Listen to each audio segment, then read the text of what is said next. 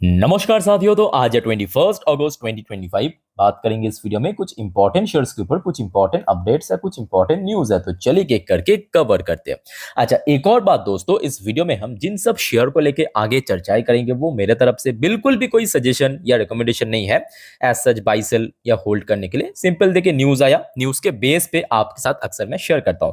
So please आप लोग इस वीडियो को एक न्यूज पर्पस या तो एजुकेशनल पर्पस देखना। ओके, सबसे पहले हम बात करेंगे अपने सेक्टर की मार्केट लीडर कंपनी डिविडेंड की किंग वेदांता लिमिटेड अपने शेयर होल्डर को फिर से एक और बार खुश करते हुए आज दोस्तों डिविडेंड की रेकमेंड किया, जो कि 2 दिन पहले आपके मैं अपडेट भी दिया था। आज डिविडेंड की अमाउंट डिस्क्लोज हुआ है। Vedanta announce second interim dividend of ₹16 पर शेयर। तो दोस्तों, आप इस डिविडेंड के अमाउंट से क्या खुश हो या आपको थोड़ा और एक्सपेक्टेशन था कंपनी से? जो भी आपकी ओपिनियन है शेयर कीजिए कमेंट बॉक्स में कमेंट करके। अच्छा, ₹16 प्रति शेयर की डिविडेंड तो आपको मिलेगा। अब रिकॉर्ड डेट जानना भी जरूरी है। सो कंपनी यहाँ पे रिकॉर्ड डेट फिक्स्ड किया, ध्यान से देखिए, 27 अगस्त 2025 को, मतलब नेक्स्ट हफ्ते 27 अगस्त को। तो एज पर रिकॉर्ड डेट आप अगर 26 अगस्त, ठीक है, मतलब नेक्स्ट वीक मंगलवार या तो उसके पहले वेदांता की शेयर परचेस किया तो ही आप एलिजिबल शेयर होल्डर बन पाएंगे ये डिविडेंड पाने के लिए।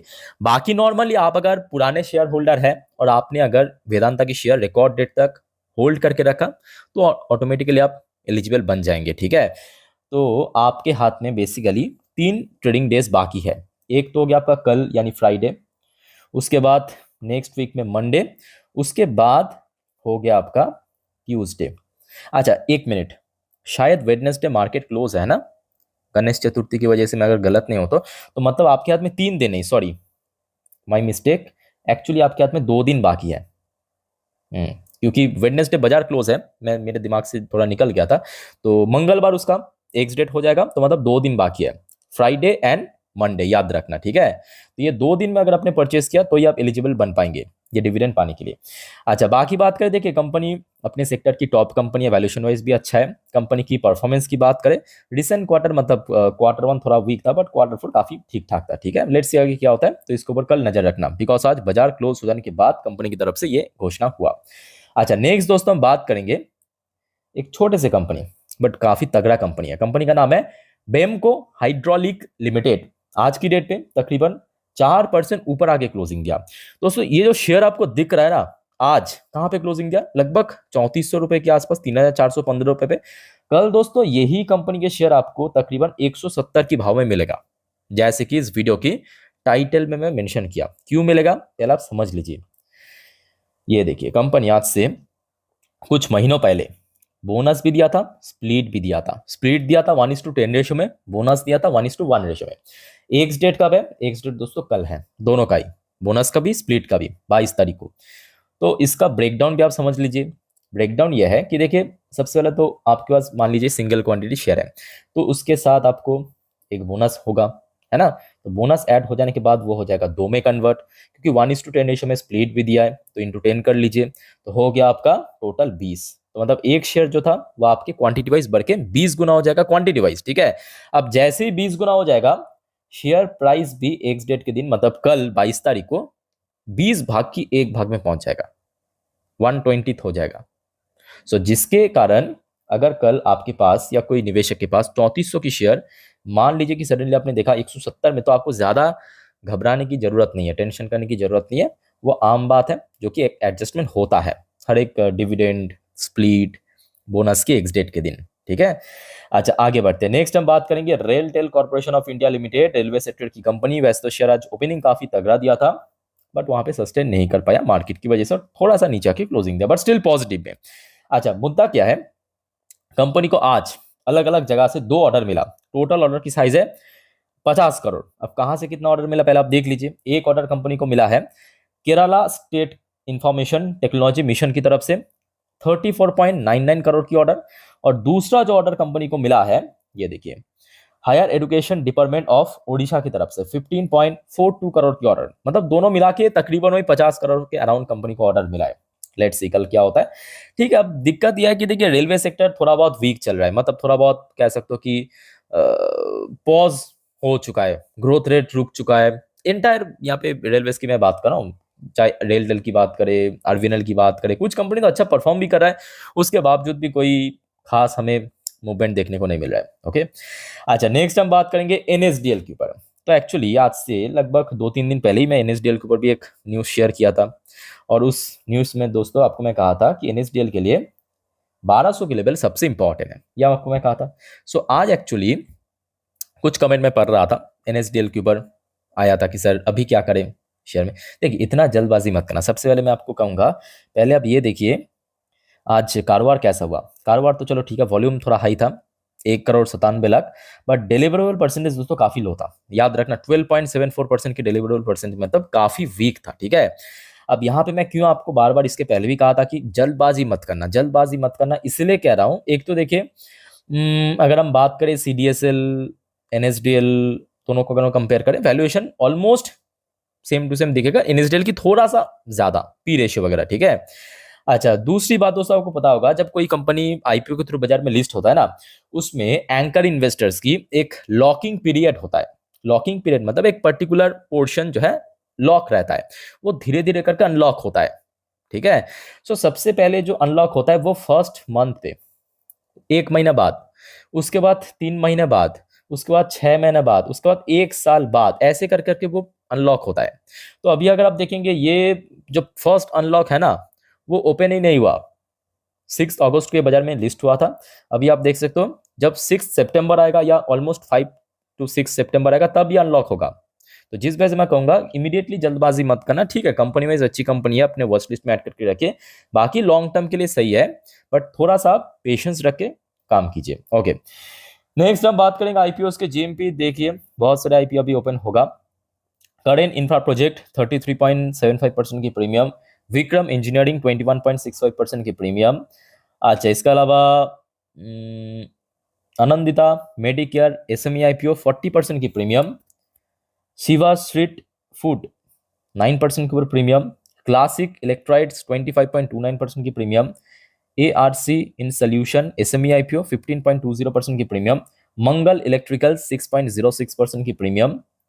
अच्छा जेम एरोमेटिक्स 8.62% की प्रीमियम, विक्रम सोलर आईपीओ मेलरन आईपीओ 15.06% की प्रीमियम, पटेल रिटेल 19.61% की premium, Shreeji shipping global IPO 15.08% की प्रीमियम। बाकी ऑलमोस्ट लिस्ट हो चुका है। ओके, अच्छा आगे बढ़ते हैं दोस्तों नेक्स्ट टॉपिक पे, पर उसके पहले आप सभी को मैं रिक्वेस्ट करूंगा, अगर आपको वीडियो अभी तक अच्छा लगा, इन्फॉर्मेटिव लगा, प्लीज दोस्तों वीडियो को लाइक करना और प्लीज चैनल को सब्सक्राइब करके जरूर रखना ऐसी इन्फॉर्मेटिव वीडियो हर रोज पाने के लिए। और याद रखना दोस्तों नेक्स्ट वीडियो यानी आज रात की 10:30 की वीडियो में, जिस पर हम नेक्स्ट डे मार्केट प्रेडिक्शन और आज पूरे दिन की शेयर बाजार की अपडेट को हम कवर करेंगे अच्छे से, उसको मिस मत करना। और उसके बाद यानी आज रात की 12 बजे की वीडियो पे जियो पॉलिटिकल अपडेट भी मैं आपको दूंगा।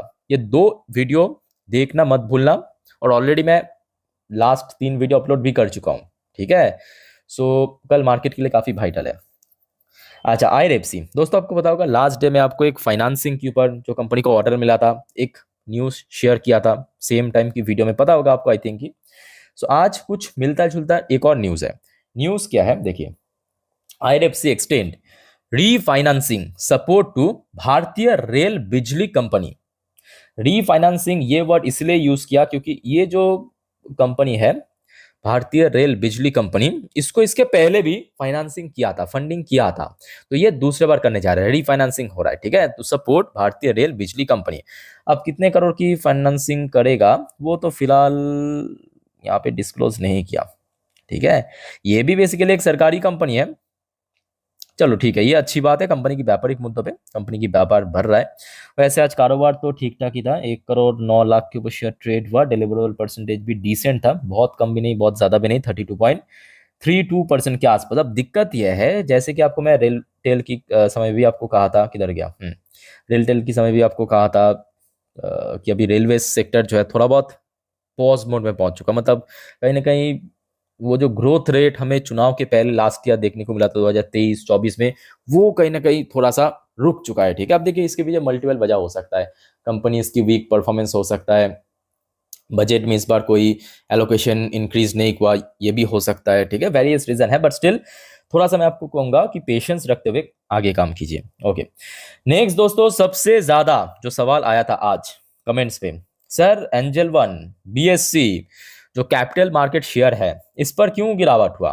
देखिए, इस पर गिरावट होने के पीछे दो मेन कारण है। ध्यान से खुले दिमाग से सुनिए और समझिए, ठीक है। देखिए, सबसे पहला रीजन क्या है? देखिए, ये है main news. Exchange propose to SEBI. Exchange मतलब कौन? National stock exchange, Bombay stock exchange, दो ही एक्सचेंज है। टू सेबी, सेबी को क्या कहा? For moving F&O contract on monthly basis. Report CNBC Awaaz. BSE Angel One share fall up to 7.5%। उस टाइम पे इतना परसेंट गिर गया था। ये नंबर वन रीजन। अच्छा, नंबर टू रीजन भी आप देख लीजिए, उसके बाद मैं आपको समझाऊंगा। BSE Angel One share slide up to 8% after SEBI chief. पहले वाला न्यूज हमने देखा था, किसके तरफ से प्रपोजल आया था? एक्सचेंज की तरफ से। किसको? सेबी को। अब दूसरा जो न्यूज है, इसमें सेबी चीफ की जो स्टेटमेंट है, SEBI chief call for longer equity derivative tenure. क्या मतलब इसका? देखिए, अब ध्यान से सुनिए। देखिए दोस्तों, जो पुराने ट्रेडर्स या निवेशक उनको पता होगा बहुत अच्छे से, पहले क्या था? वीकली एक्सपायरी था और दूसरा था मंथली एक्सपायरी।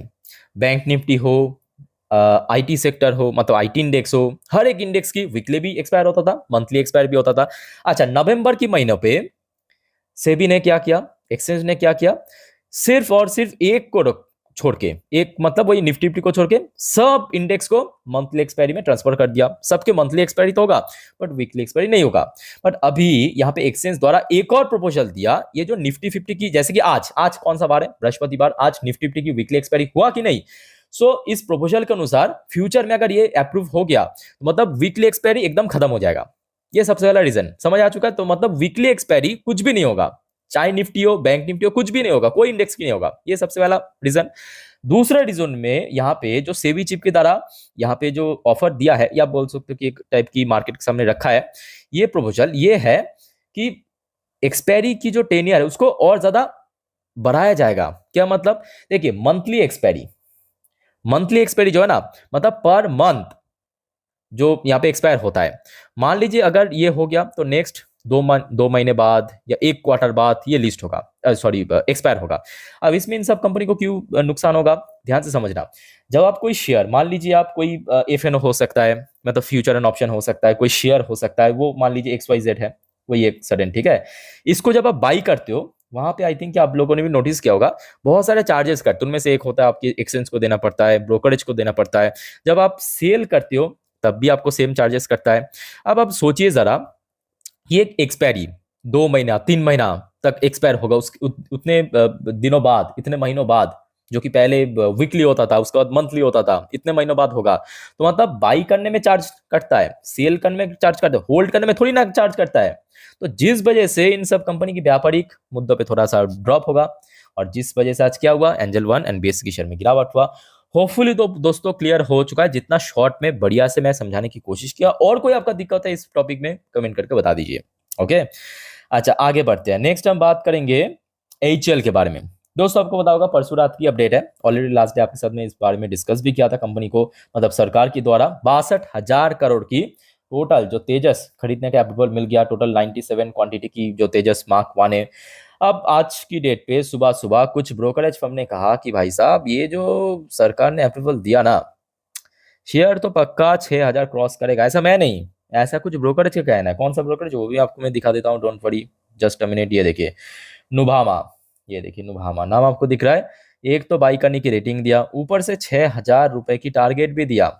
6,000 रुपए की target based on business and जो भी प्रेजेंट सिचुएशन। मोतीलाल ओसवाल नाम आपको दिख रहा है, बाई करने की कॉल, 5,800 की target based on company performance and present situation. उसके बाद आ जाइए चॉइस इंटरनेशनल इक्विटीज, बाई करने की रेटिंग विद 5,570 की टारगेट। मतलब मोस्ट ऑफ द ब्रोकरेज द्वारा दोस्तों काफी हाई लेवल पे टारगेट दिया, और यहाँ पे इनक्रीड इक्विटीज ने तो हद पार कर दिया। बुलिश रेटिंग देने के साथ साथ 6,325 रुपए की टारगेट। दोस्तों, आप सभी से मैं पूछता हूँ कि आपको लगता है कि ये इमीडिएटली पहुंच सकता है? Well, I don't think immediately पहुंच सकता है, बट अगर सब कुछ ठीक ठाक रहा तो नेक्स्ट 1 साल में आराम से पहुंच जाएगा। ऐसा कोई दिक्कत नहीं है, अच्छी कंपनी है। लेट्स सी क्या होता है। दोस्तों, ये कुछ इंपॉर्टेंट अपडेट्स था जो कि आपके साथ में शेयर किया। अच्छा, याद रखना नेक्स्ट कुछ वीडियो में और भी कुछ इंपॉर्टेंट टॉपिक को आपके साथ में शेयर करूंगा। एक भी अपडेट मिस मत करना। चैनल को सब्सक्राइब नहीं किया तो प्लीज फटाफट कर लीजिए। मिलते हैं नेक्स्ट वीडियो में। टेक केयर, बाय बाय, जय हिंद।